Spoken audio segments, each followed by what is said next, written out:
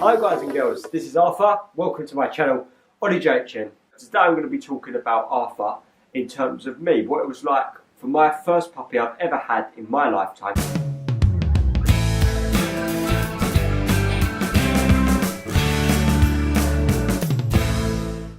Okay, so as I film this, Arthur is only 10 weeks old and he's settling in pretty quickly, surprisingly actually.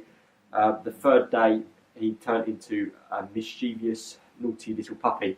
The first couple of days he was a little bit nervous, but he's good now. As you can see, he's chewing the chairs. So the first thing I want to talk to you about today is pens. And it's important that you pen a dog in. Now, some people leave them in a crate, some people leave them in a crate and a run. We've given them a bit more room. But when you leave the house, you don't want him having the whole run of the house. Some people will, but the problem with that is, especially when he's a pup, he can find lots more stuff to do.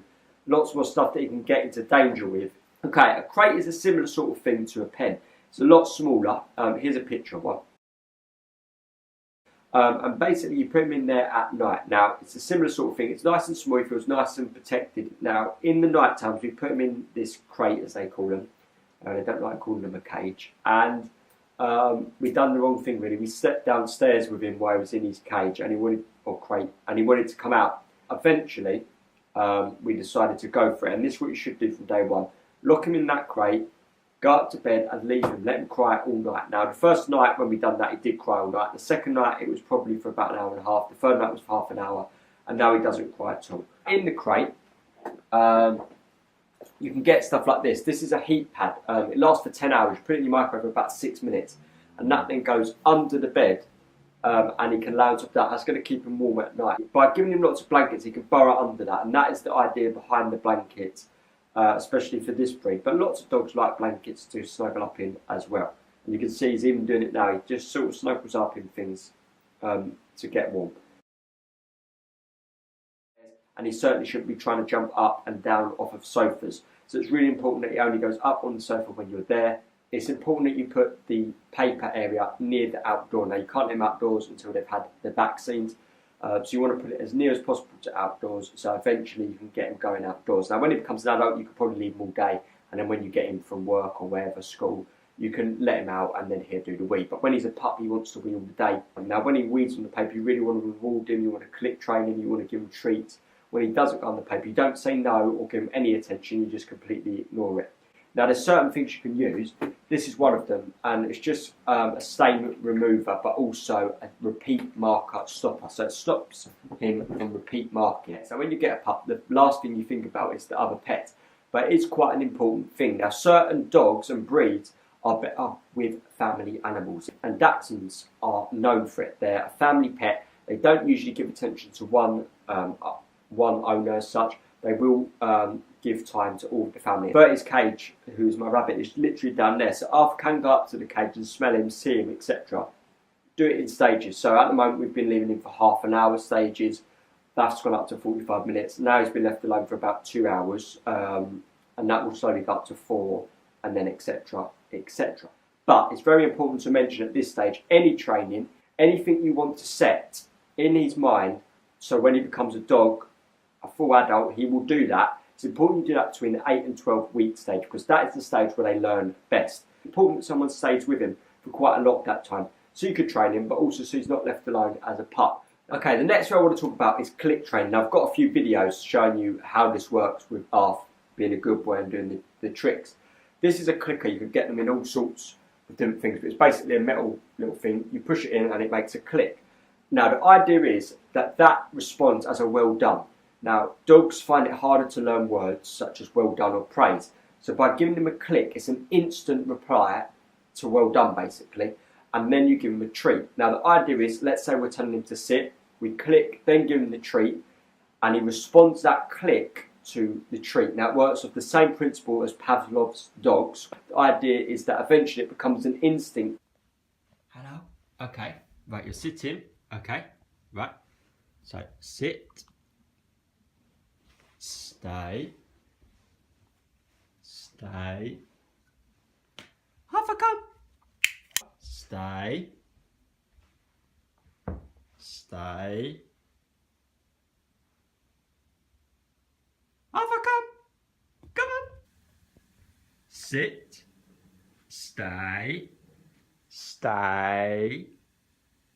Coming in. Good boy, good boy. It's adapting the house. It's an important stage before you get a pup that you adapt the house. You want those plastic things that go into the plug sockets to stop him from sticking his tongue into those sockets and getting electrocuted. All the wiring needs to be hidden. Now you can either get the curly things that go round the wire to protect it, or you can put boards up in front of the wire, which we've done near our mat. Things like gates, of course, stair gates some people use. We've just put a wooden board, I'll show you it now. So that is used to stop him from going to certain areas of the house, and that stops him from going to the door, ripping up the post. Next is lead training. Now it sounds a bit of a funny thing, but there's certain things that you're going to need. So obviously a little lead for a pup, a little collar, and finally something like a harness, something like that as well. So the important thing with lead training is you get him used to it in the house. So put the collar on him, put him on the lead and walk him around the house, get him used to the harnesses he's going to have, so that it's not a big alien experience when he's going out for a walk, let alone the walk, he's then got to wear this obscure thing that he's not used to. Also taking puppies for walks. If they're a small dog, you can actually carry them around. It's going to get used to the sound, the smells and the local area. Food training, this is quite a big part. I've got a video to show you, but basically you don't want him to become too protective over his food.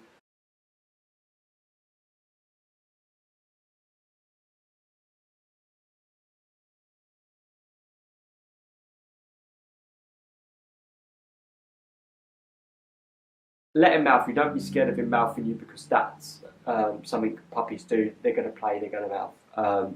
Don't be scared of him or her, whoever puppy you get.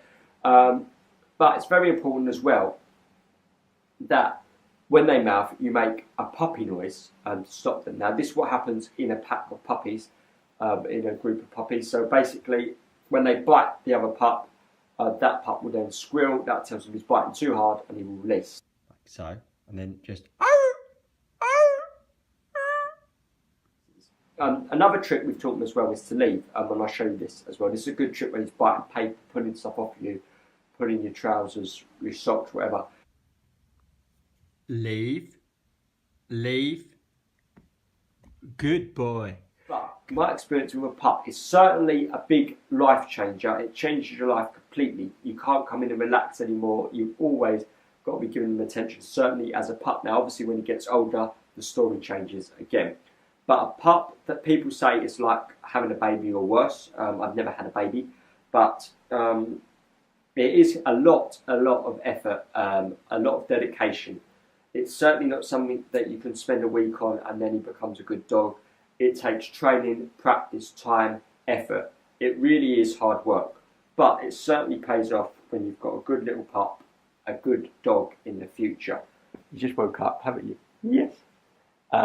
And thank you very much for watching. If you did like this video, then please do give it a thumbs up. If you want to see more of Arthur photography and my channel, then please do subscribe, and you can see more videos of a similar sort of calibre. And finally, if you want to see the previous video with Arthur, then click on the box up there to see that. So from me and Arthur, bye bye. Thank you for watching my channel, Ollie JHN, and I'll see you in the next video. Thank you.